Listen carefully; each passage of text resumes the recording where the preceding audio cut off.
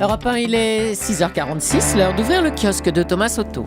Et quand on regarde vos unes de journaux ce matin, on se demande, Julie, si l'on n'a pas droit à un week-end de 3 jours. Le travail du dimanche est partout. C'est la nouvelle bataille du dimanche pour aujourd'hui en France, qui se demande ce qu'en pensent les salariés concernés. Exemple, Virginie, 58 ans, guide touristique à Paris.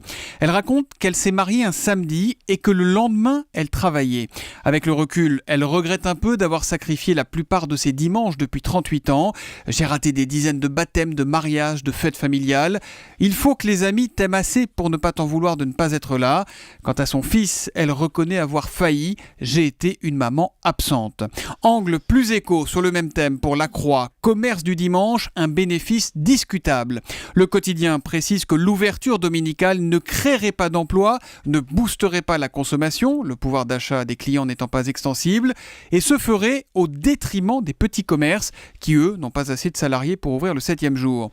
Le Figaro semble se désoler de voir se profiler une réforme à minima. Il n'y aura ni généralisation ni banalisation, mais plus de souplesse et de cohérence, croient savoir les Échos. Mais le meilleur titre sur le sujet ce matin, c'est sûrement celui de La Dépêche du Midi. Travail dominical, difficile bricolage, puisque ce sont dans ces magasins-là, les magasins de bricolage, que les inégalités sont les plus marquantes. Mais l'article qui vous a interpellé ce matin, il est dans le Parisien, Thomas. Oui, on a eu l'occasion ces derniers temps de vous parler du rapport de plus en plus décomplexé qu'ont les Français avec le Front National. Illustration donc dans le Parisien avec Bernard Marionneau. Vous savez, le fondateur des parfumeries qui portent son nom. Oui.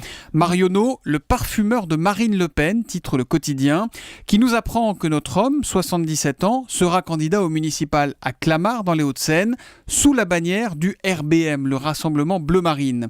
Dans la vie, il faut avoir le courage de ses opinions, revendique le parfumeur. Dans un communiqué, le groupe chinois qui lui a racheté son affaire il y a quelques années affirme que les engagements politiques de Marionneau n'engagent que lui.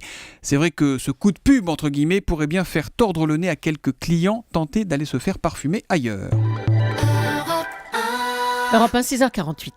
Comme chaque matin, notre rendez-vous à la une des régions avec vous, Marion Calais. Bonjour. Bonjour Thomas. Ce matin, vous vous êtes arrêté sur... La fascinante histoire d'une Nancéienne dans l'Est républicain. Ce qu'elle vit, chacun d'entre nous dans ce studio, sans doute aussi la plupart d'entre vous derrière votre poste, on ne pourra que l'imaginer. Et encore, il faudrait passer 47 ans dans le noir et soudain allumer la lumière progressivement pour que des formes se dessinent, pour que des visages s'éclairent. C'est ce qui arrive depuis 6 mois à Fatia Gervasoni, quasi aveugle.